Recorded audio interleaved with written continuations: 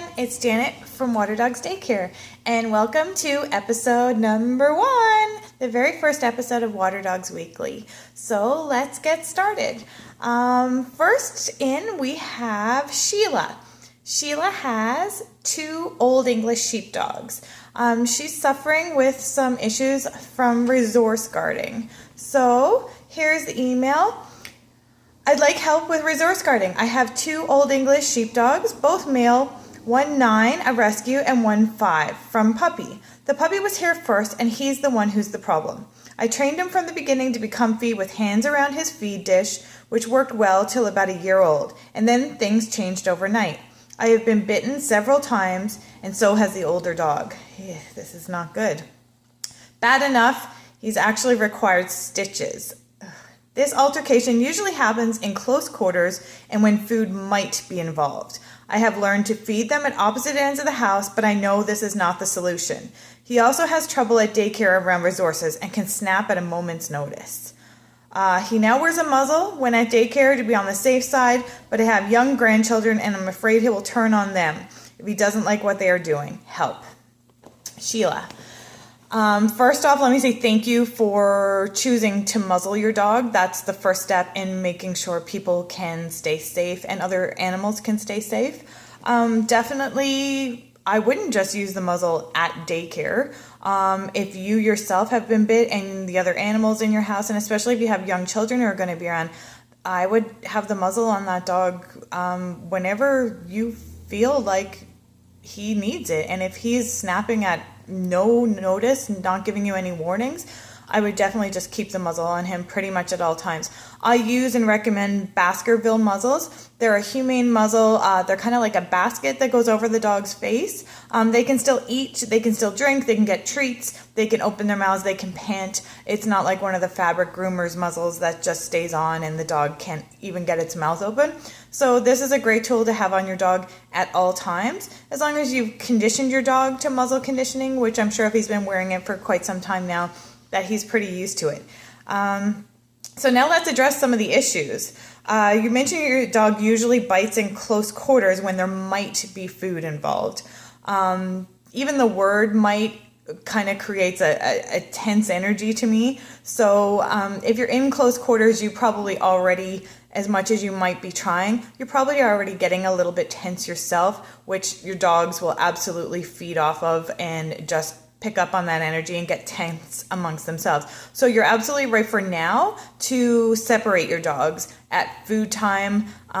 Just remove the other dog from the situation until you get a handle on the dog that's causing you the problems, until you establish yourself as the leader for one dog and then both your dogs. Have you done your foundation work with your dogs was my question. And by foundation work, I mean, have you done fair work on teaching your dogs the basic commands like sit, come, lay down, and do they obey the command the first time it's given? I have a lot of owners who say, oh yeah, my dog is trained to sit, and then I watch them and they say sit, sit, sit, sit, sit, sit, and on the 14th time the dog sits and they're like, yeah, good dog. That's not what we want. We want our dogs to understand that when we say something, it's done right then. So if I say sit, my dogs sit, and if they don't, they're going to get a correction, no, and then sit. It's very clear. We want everything to be respected the first time it comes out of our mouths, or how do we get respect? We just then become white noise to our dogs. So if you've done the foundation work, great. And if you haven't, it's something that you can just start doing anytime. It doesn't matter how old your dogs are. It doesn't matter if they were rescues or from puppies. That makes no difference. A dog is a dog, and you have to get respect. They have to earn their food, earn their reward. So as much as I use food as a reward, it's also that the dog has worked really hard to get their food. So what I would suggest with you is, yes, definitely removing the other dog from the vicinity for right now. And your dog that has the problem, that has the resource guarding, I would start muzzle on the dog, step number 1. And then I want you to start only feeding the dogs its meals from your hand. So this dog doesn't get breakfast in a bowl, it doesn't get lunch or dinner in a bowl. It's only going to get fed from you when it works. So what I want you to do is go ahead, feed your other dog in the other room. It's going to take some time.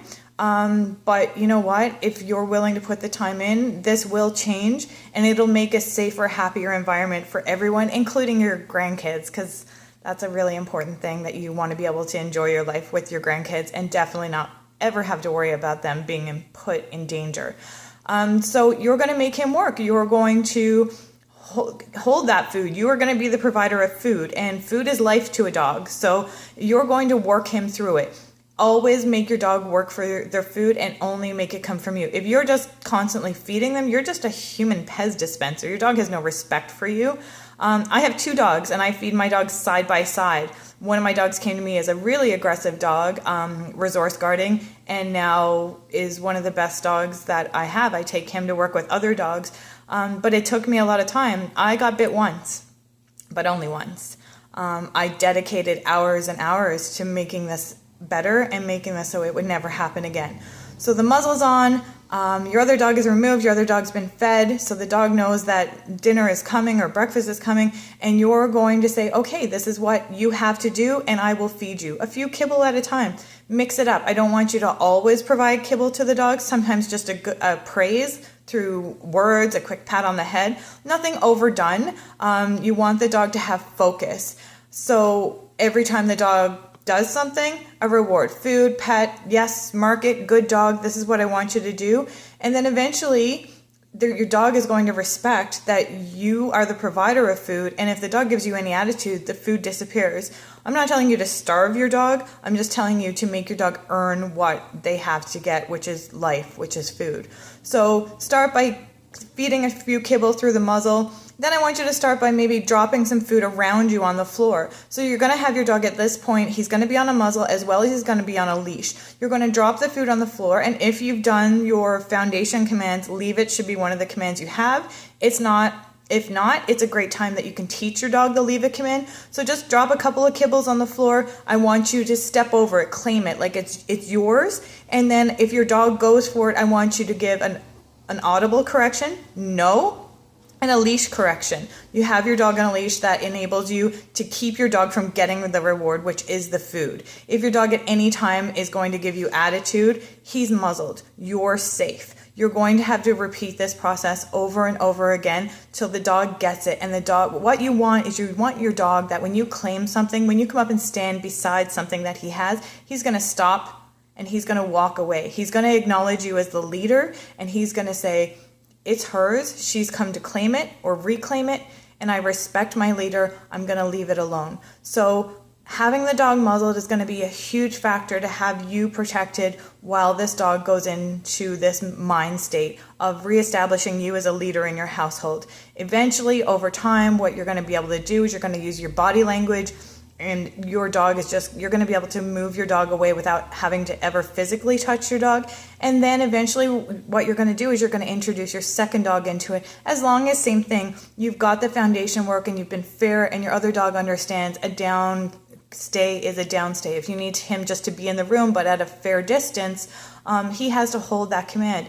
If that's something that you need to work on, that's something that, let's just tackle one dog at a time here. So let's see what else. I've made some notes here just to keep me focused. I want you, just to focus on giving correction on that behavior. But when you correct him, he might feel the need right now to correct you in his mind. So having the muzzle on at all times is just going to have a profound effect. It's going to give you peace of mind that he's not going to physically cause damage to you. And then you're then going to relax a little bit. Get yourself out of the close quarters. Work in a different area of your house so that you have room to move your body and position yourself. I want you to really focus on this. When you're out for walks, I would suggest right now, same thing, taking one dog at a time, keeping the muzzle on him, having a leash on him, and making him obey you out on a walk. If you're walking, you want him heeling nicely beside you, reward that. A quick pat on the head, a good word of yes, or some of his dinner. The only time right now I would suggest that your dog gets fed is from your hand until he respects you. And then he really gets an understanding as you as the leader. You'll achieve this and you'll be able to go leaps and bounds ahead by just positioning your body and getting the dog to realize that your word is the ultimate command and it will be obeyed, and it will change the dynamics of everything in your house. So it will take time, it will take patience, but being calm and consistent will definitely make it happen. I wish you nothing but luck. Keep in touch, and if there's anything else I can help you with, always fire us off a question, and we love to hear how you're making out. Thank you so much, Sheila, and say hi to your dogs for us. Next, we have Kelly. Hi, Kelly. Kelly has a 2-year-old Old English Bulldog, so it's the day for Old English dogs. She's 65 pounds. Kelly is writing us. She has a dog. She has a lot of energy and loves to run. I haven't met a dog that doesn't love to run. It's a way they love to burn off some energy. Her dog has run now so hard and so fast that she has hit Kelly and broken her leg. Kelly is now off work for 3 months to heal and is looking for a plan to keep people safe when her dog runs loose. Well, Kelly, first off, let me say, I am really sorry to hear that your dog has broken your leg and that you're off work, but I also want to say thank you for reaching out and looking for some advice to see if we can get things back on track, just to help you and your dog regain control over your lives. So a couple of questions I have to ask is, how is your dog on leash? I mean, how is their behavior? Are they wild and crazy? Are they lunging and jumping and barking and pulling and choking themselves at the end of the leash? Or are they nicely walking beside you and healing? Have you trained your dog to be off leash? That's something that it's earned. Just getting your dog on a leash and then letting them go is not training your dog to be off leash. Does your dog have a really good recall when they're off leash? Does the dog come back to you the first time you call it? You did mention that you take her out 4 times a day. Was that just a quick 5 to 10 minute pee break, or was that actually a structured walk time where you're gone for, half an hour, 45 minutes to an hour on every walk? And by structured, I mean a nice calm walk with your dog healing beside you. Just getting her somewhere to let her run is not helping you have a calm dog. Draining energy and exercising your dog is a great thing. We all need to do that, absolutely. But it's not safe for you or anyone around her if she's wild when she's either on or off leash. Having a calm dog starts at home. What happens when you pick up her leash? Is it like someone set fireworks off in the room? Is it just all you can do to get the leash on her and get out the front door? If that's the case, which I kind of have a feeling it might be, if that's the case, and now that you're injured and you're kind of laid up and you're unable to get out and do a lot of draining the exercise via walking because your leg, I would imagine, is in a cast, it's something you can practice at home, just teaching her how to be calm. So what I want you to start doing very first is just picking up the leash. That's it. Just picking up the leash in your house, and if she goes bananas, which I imagine she does, and most dogs do, because the only time we pick up the leash is to take our dogs and go do something fun. We're going for a walk, we're going in the car, we're going to the beach, we're going somewhere super fantastic, and this leash is like the igniter switch on a bomb. It's just, we pick up the leash, chaos ensues, we leash up the dog, and then even better things happen for the dog. So we're rewarding that crazy hyper excited activity. So this is something that a lot of people will struggle with. Sometimes it's the leash, sometimes it's the car keys. Just start picking the leash up at home. And just because you touch the leash doesn't mean anything's going to happen. You're allowed to pick a leash up. So pick it up.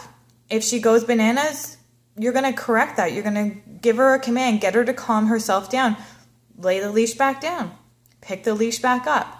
So that eventually she'll understand that the leash doesn't mean she gets to go wild and crazy and then she gets something better by going out for a walk or going out to do something. Just pick the leash up when she's a calmer version of herself. I want you to reward that. And it could be reward, same thing, a quick pat on the head, a good girl, maybe throw her a little bit of food every now and then.